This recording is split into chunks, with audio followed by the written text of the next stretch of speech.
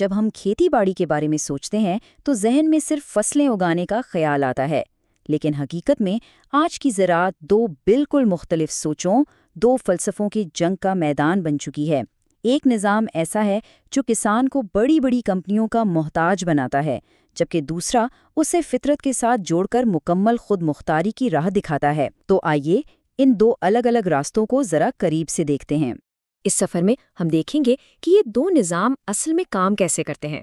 ہم کنٹرول کی تاریخ سے بات شروع کریں گے، پھر آزادی کے فلسفے کو سمجھیں گے اور آخر میں یہ جانیں گے کہ یہ نظریات کھیتوں میں کیسے حقیقت کا روپ دھارتے ہیں۔ تو چلیں اس بحث کی گہرائی میں اترتے ہیں۔ اصل سوال بہت سادہ ہے، کیا زراعت کا مقصد چند لوگوں کا کنٹرول اور منافع ہونا چاہیے، یا پھر کسان کی آزادی اور ماحول کا توازن؟ ایک نظام انحصار کی زنجیریں بناتا ہے، جبکہ دوسرا خود انحصاری کے پر دیتا ہے۔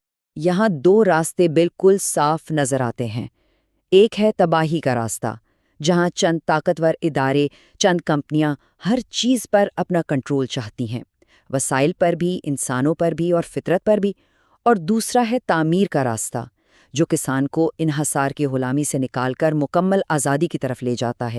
لیکن یہ سوال پیدا ہوتا ہے کہ کسان آخر اس انحصار کے جال میں پھنسا کیسے؟ کیا یہ کوئی حادثہ تھا؟ نہیں، بالکل نہیں۔ یہ ایک ایسا نظام ہے جسے صدیوں کی منصوبہ بندی سے بہت سوچ سمجھ کر بنایا گیا ہے۔ اس کی جڑیں بہت پرانی ہیں، 16ویں صدی تک جاتی ہیں، جب کاغذی کرنسی نے دولت کو چند ہاتھوں میں جمع کرنا شروع کیا۔ لیکن اصل گیم چینجر دوسری جنگ عظیم کے بعد آیا، جب جنگی ساز و سامان بنانے والی کمپنیوں نے اپنے ٹینکوں کو ٹریکٹروں میں اور اپنے بارود کو کیمیائی کھادوں میں بدل دیا۔ بس یہی وہ لمحہ تھا جب کسان کی آزادی پر اصل ضرب لگی۔ تو یہ انحصار کا جال بنا کیسے جاتا ہے؟ اس کے کئی اوزار ہیں۔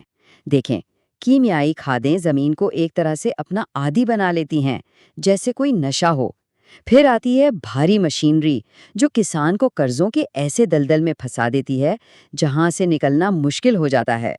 اور سب سے خطرناک بات، اس سسٹم سے پیدا ہونے والے خوراک میں وہ غذائیت ہی نہیں ہوتی جو ہونی چاہیے۔ نتیجہ، ہم بیمار پڑتے ہیں، اور پھر وہی کمپنیاں ہمیں دوائیاں بیچ کر ایک بار پھر پیسہ کماتی ہیں۔ یہ ایک ایسا چکر ہے جس میں کسان سے لے کر عام انسان تک ہر کوئی پس رہا ہے۔ لیکن یہاں امید کی ایک کرن بھی ہے۔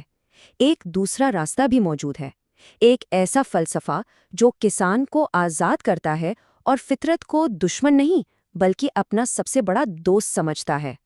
اسے کہتے ہیں تعمیری کاشتکاری، اور اس کا مقصد صرف ایک ہے، کسان کو ہر قسم کے بیرونی سہارے سے آزاد کرنا، چاہے وہ پانی ہو، کھاد ہو یا مشینری۔ ہر طرح کا انحصار ختم کر کے کسان کو فطرت کے ساتھ ملا کر مکمل طور پر خود مختار بنانا۔ اور یہی تو اصل آزادی ہے۔ جب کسان پانی، کھاد اور مشینری کے اس چکر سے نکل جاتا ہے تو سوچیں، اس کی پیداواری لاگت تقریباً 0 ہو جاتی ہے، اور اس کی فصل اتنی اعلیٰ معیار کی ہوتی ہے کہ بازار خود چل کر اس کے پاس آتا ہے۔ اچھا، یہ فلسفہ سننے میں تو بہت زبردست لگتا ہے، لیکن سوال یہ ہے کہ اسے حقیقت کیسے بنایا جائے؟ اس کے لیے ایک بہت واضح 3 نکاتی منصوبہ موجود ہے۔ پہلا قدم کامیاب فارم بنا کر مثال قائم کرنا، کیونکہ جب لوگ اپنی آنکھوں سے کامیابی دیکھتے ہیں تبھی یقین کرتے ہیں۔ دوسرا قدم ایسے ماہرین تیار کرنا جو اس علم کو، اس روشنی کو دوسروں تک پہنچا سکیں۔ اور تیسرا اور سب سے اہم قدم ایسی ٹیکنالوجی ایجاد کرنا جو فطرت کی مددگار ہو، اس کی دشمن نہ ہو۔ اس کی ایک بہترین مثال ٹوبا ٹیک سنگھ کی کہانی ہے۔ ایک غریب مقروض کسان نے یہ طریقہ اپنایا، اور نہ صرف وہ خود قرض سے نکل کر خوشحال ہوا، بلکہ اس کی کامیابی کو دیکھ کر علاقے کے 50% سے زیادہ باغات نے یہی راستہ اپنا لیا۔ یہ اس بات کا زندہ ثبوت ہے کہ جب ایک شمع جلتی ہے تو اس سے ہزاروں چراغ روشن ہو سکتے ہیں۔ تو چلیں اب ان بڑے بڑے نظریات کو زمین پر لاتے ہیں اور چند ایسے عملی سوالوں پر بات کرتے ہیں جو اکثر کسانوں کے ذہن میں آتے ہیں۔ پہلا سوال، کیا رات کے وقت چاند کی روشنی کا پودوں کی بڑھوتری پہ کوئی خاص اثر ہوتا ہے؟ اس کا جواب بہت سیدھا ہے، نہیں، کچھ خاص اثر نہیں ہوتا۔ پودے بھی ہماری طرح رات کو آرام کرتے ہیں۔ دیکھیں، اصل مقصد فصل کو صرف بڑا کرنا نہیں بلکہ اسے غذائیت سے بھرپور بنانا ہے۔ ہمیں خوراک کی قیمت اس کے سائز سے نہیں بلکہ اس میں موجود غذائیت سے طے کرنی چاہیے، بالکل ویسے ہی جیسے پٹرول کی قیمت اس کی انرجی سے طے ہوتی ہے۔ اچھا، دوسرا سوال، کیا یہ بہتر ہے کہ فصلوں کو ایک ہی جگہ ملانے کی بجائے الگ الگ یعنی متبادل کیاریوں پر لگایا جائے؟ جی بالکل، یہ ایک بہت اچھی حکمت عملی ہے۔ مقصد یہ ہے کہ زمین کا کوئی بھی حصہ کسی بھی وقت بیکار نہ رہے۔ مثال کے طور پر گنے کی فصل کے ساتھ آلو لگا دینا۔ جب تک گنے کی فصل بڑی ہوتی ہے، آلو کی فصل تیار ہو کے نکل جاتی ہے۔ اس سے کسان کو اضافی آمدنی بھی ہوتی ہے اور زمین بھی ہر وقت استعمال میں رہتی ہے۔ اور آخری سوال، اگر کسی کسان کے پاس 100 ایکڑ زمین ہے تو کیا وہ صرف 1 یا 2 ایکڑ پر پھول لگا کر شہد کی مکھیوں اور تتلیوں کو واپس لا سکتا ہے؟ اس کا جواب ہے بالکل نہیں۔